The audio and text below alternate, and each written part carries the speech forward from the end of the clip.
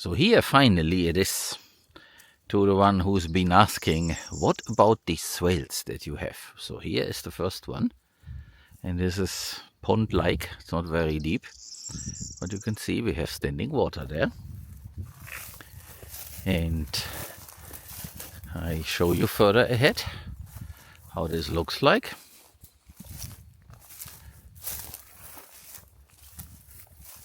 We had a little bit more rain couple of days back, but it wasn't that much, so therefore this is not full, but you see we do have some, and this time we do have a little bit more grass there on the berm, but it's not that much because the seed bank is empty.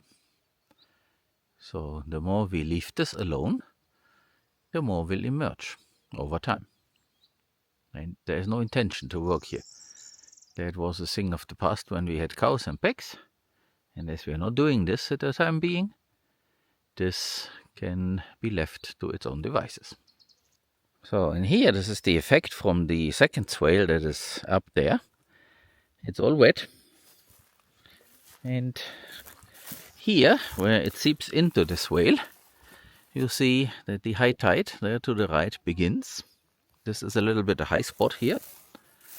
And I will go further ahead,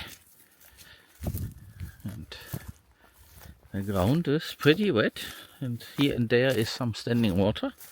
Not here anymore, because now we are not below the other pond, the one in the second swale. But here you see this swale is now full, and the vegetation does look a little bit better that there where the high tide, where the high spot is.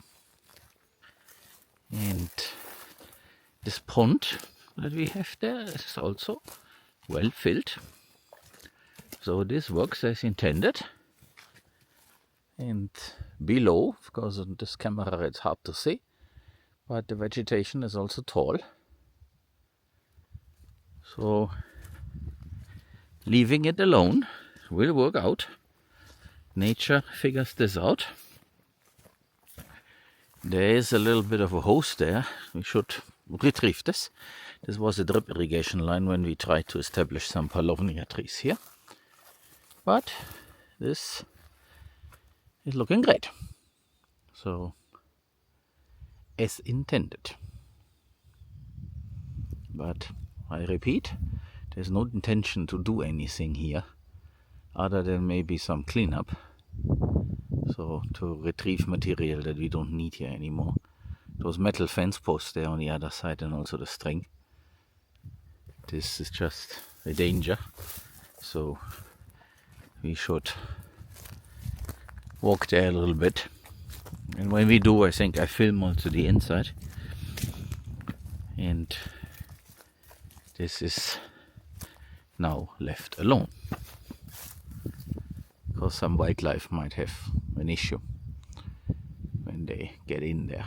This is not completely fenced, because there are some breaches in the fence because of fallen trees.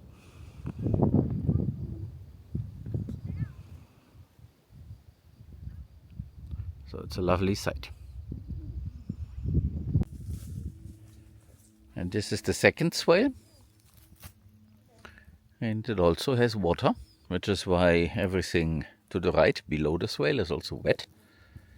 These palovnia trees are not yet sprouting. Ah yes, they are, right there at the bottom. Probably it's because there's a part above has some issues. This tree comes back from below. It doesn't matter, they are here for biomass and some shade. So if they start ahead and build multiple branches, I don't care. It's not for wood, it's for being here.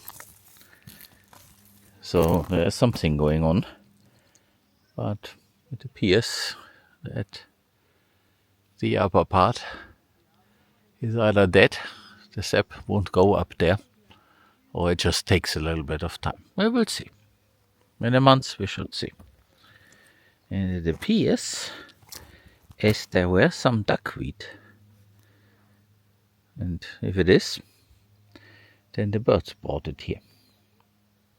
Because none of us brought it to this location here. But of course, that would be very nice.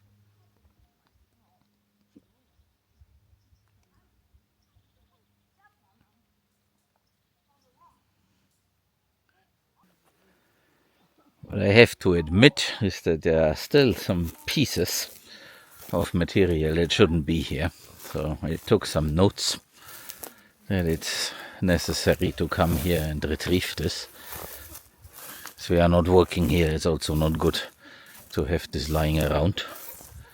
Some things can even be a trap for wildlife, so I don't want this.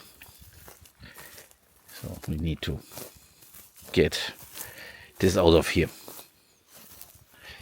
This particular one looks like some pig wallowed in here. And here is this other pond thing, and it's quite interesting. We seem to have duckweed all over the place now. Of course, the animals bring it with them. So let's see if we can get a bit closer so that we can have a look. Of course, it will be a little bit a challenge. Here on that side, no, this is not duckweed. That is another plant, because it goes below the water. I don't know what it is, but maybe you guys can give me a hint, or I can analyze the image later. But yeah, this grows here and fills this.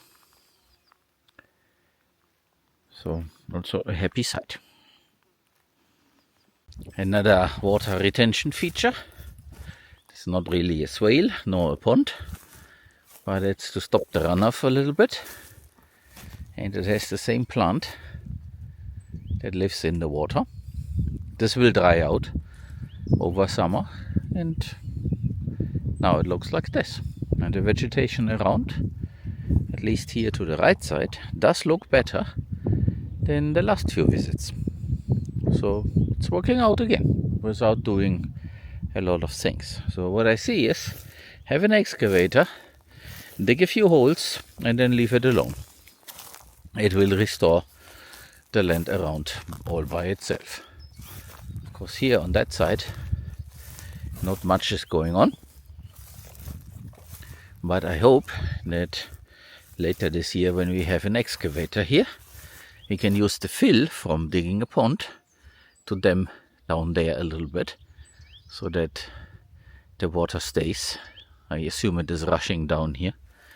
And more fill we can use to terrace this, simply by adding the fill to these places. We'll see, but this is one of the ideas that I hope that we can accomplish. And you can see the view is already getting quite nicer, so you see the sea of oak trees there in the background, which is typical for this region where we are. This is inside the wannabe food forest, and you see that we still have a lot of water stored here. I guess even better here on the other side, and there will be a little bit more rain.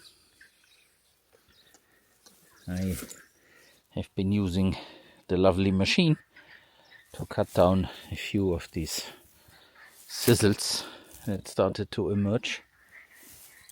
I want to put some pressure on them so that regular grasses come up and it's not so many of these. And you see how this looks like. And it does not disappear because the ground is now saturated from all the rain.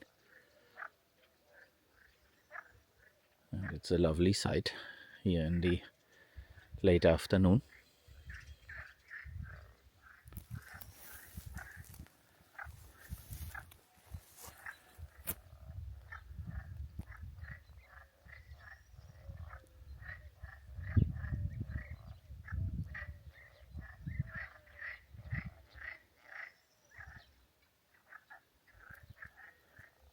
The vetiver should get activated by now.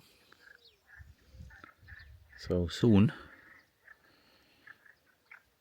these things will then come up. They are too small for my taste to be cut, so I let them.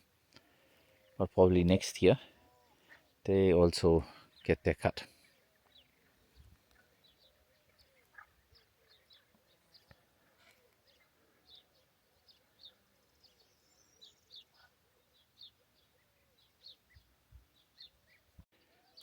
This is quite interesting.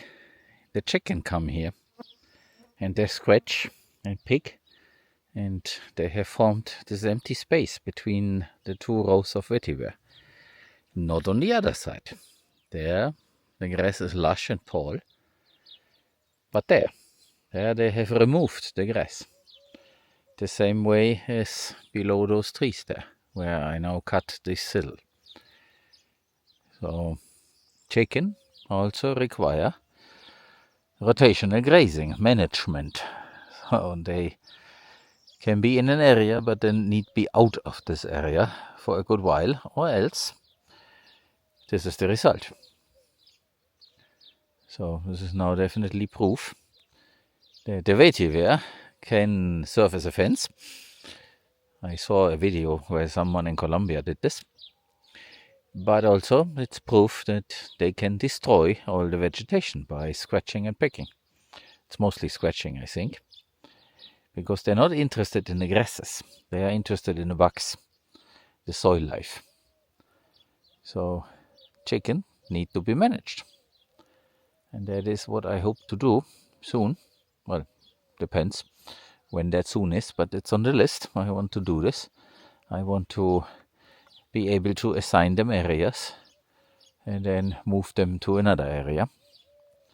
And that person in Colombia who did the very same thing by planting vetiver as a fence, basically, did the very same thing.